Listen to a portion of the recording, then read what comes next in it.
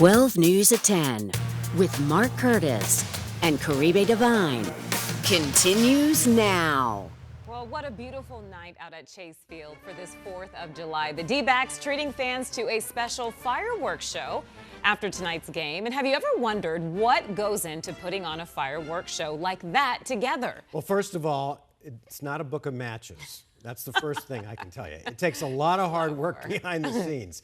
12 News journalist Justin Pizzera got a first-hand look at how it all comes together. The colors, the sounds, and excitement of a fireworks display. There's really nothing like it. Tonight, it's the grand finale of a Diamondbacks game at Chase Field. It's a different kind of entertainment, hundreds of feet in the air. But hours before the first shell launches into the dark sky, a small team is dropping each shell into a pipe, meticulously wiring every single one to this flatbed that's then wired to a computer. For this show, hundreds of 3-inch shells will be shot off electronically. Before a computer, how did you do this? We did them with a road flare. You put them in racks and you go up to it with a road flare and touch the end of it and let it go. So things have changed. Things have changed. Steve is leading a small team from Fireworks Productions of Arizona tonight, right across the street from Chase Field. They'll spend 2 to 3 hours setting up a show that will entertain for about 6 minutes. Shoots pretty quick. There's times you get doubles, triples, quadruples firing at the same time. It just depends on what the show's programmed to be. The fireworks show is programmed to be choreographed to music. The exact timing of when each shell will launch is calculated at the company's office, then uploaded into this small red computer box. The box is brought here to the stadium, where it's plugged into the flatbed full of wired tubing that holds the shells. There's times where you'll get to a beat drop in the music or a certain part in the song where you pause for a second or 2 seconds, and then you might have 4, 5, 6, 10 shells all go up at once. These shells will shoot out at about 118 miles an hour, soaring 300 to 400 feet into the air. I can say being directly under them is a totally different experience. It's intense and loud. You can practically feel every shell launching, then exploding. That feeling of excitement and awe is what hooked Steve. I worked for the Phoenix Suns a long time ago, and they had fireworks there, and I always wanted to push the button. And I kept asking them, hey, I want to push the button. And after years of asking, they finally were like, look, we're tired of hearing from you. We have a training class, come out and do it, and learn to do it. So then what's that like that you get to press the button and watch it? It's impressive because you start a chain reaction of all of this going off. You started the show. To start the show immediately after the Diamondbacks game, a team in the stadium and across the street start a 10-minute countdown. Steve calls the control tower at Sky Harbor to let them know the show will start in just minutes. At this point, all the wires are connected and the computer box is turned on with a key, and Steve is ready to hit the fire button to start the show. For the next several minutes, the team sits and watches, knowing just across the street, thousands of people are watching their hard work soar over the stadium. In downtown Phoenix, Justin Pizzera, 12 News. Justin, thanks. And if you've never seen a fireworks show at Chase, they do a phenomenal job. The D-backs have one more planned for fireworks this season. It's coming up on September 19th against the Phillies. Tonight, a lawsuit against TSMC, the massive microchip manufacturer in North Phoenix, is now a class action suit. It was refiled this week with more plaintiffs and more claims. 12 News journalist William Pitts explains what's in that lawsuit.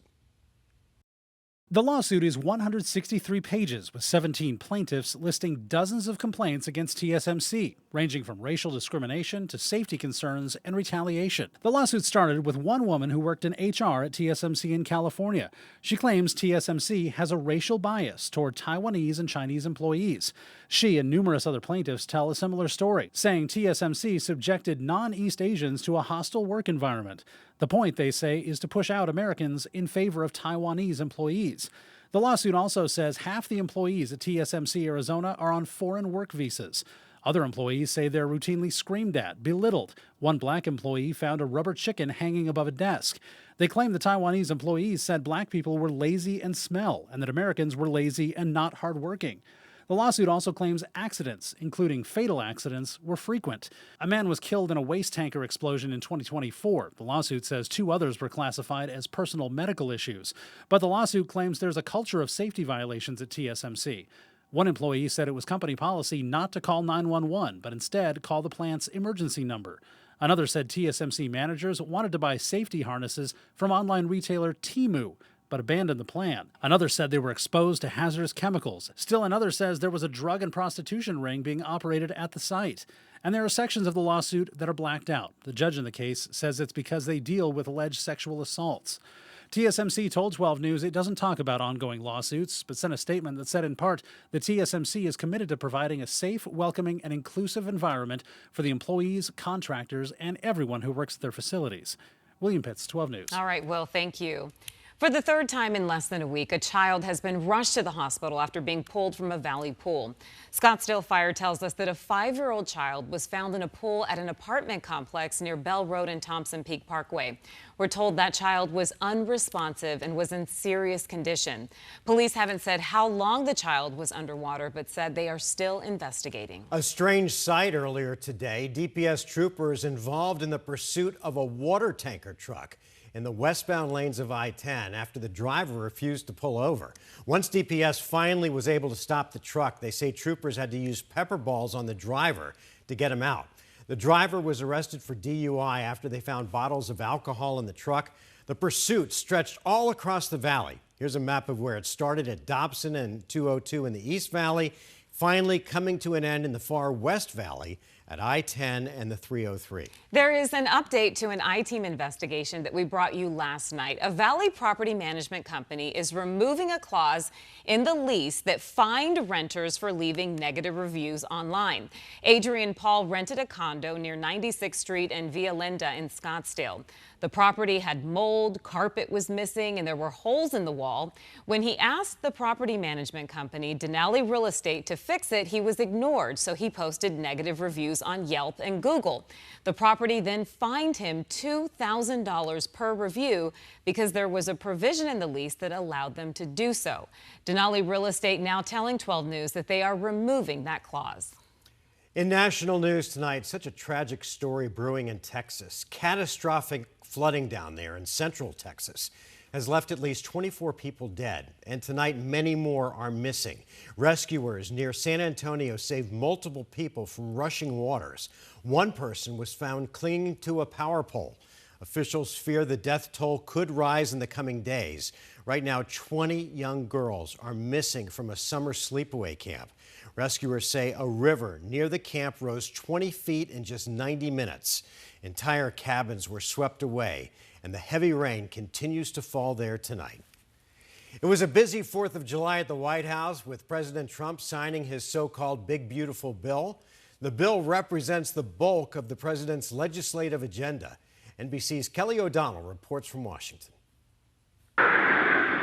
Merging patriotism and politics at the White House tonight.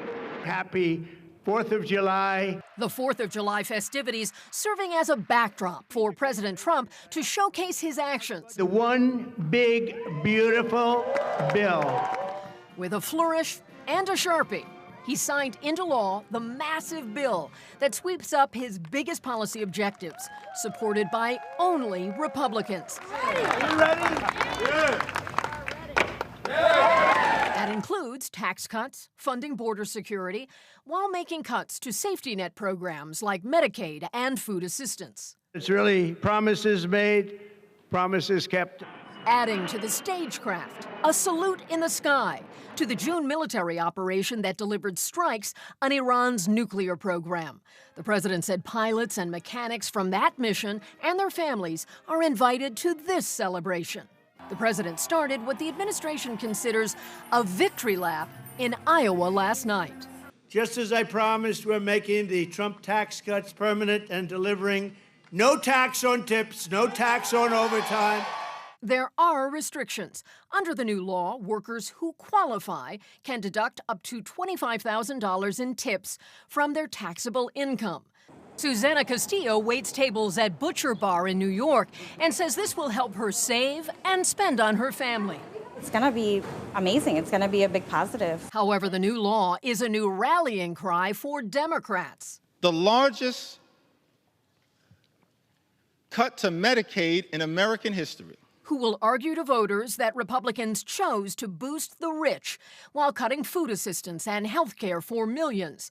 Heather Payne lives in Georgia and says she did not qualify for Medicaid after a series of strokes because she could not meet state work requirements, like those that will be implemented nationwide. I think it is immoral and unethical to deny people medical care so that they can sicken and die. That's the way I feel about it. And that was NBC's Kelly O'Donnell reporting. The president is also expecting news on the Israel-Hamas front. He said today that he expects to know if Hamas will accept a ceasefire proposal in, quote, the next 24 hours. Still ahead, a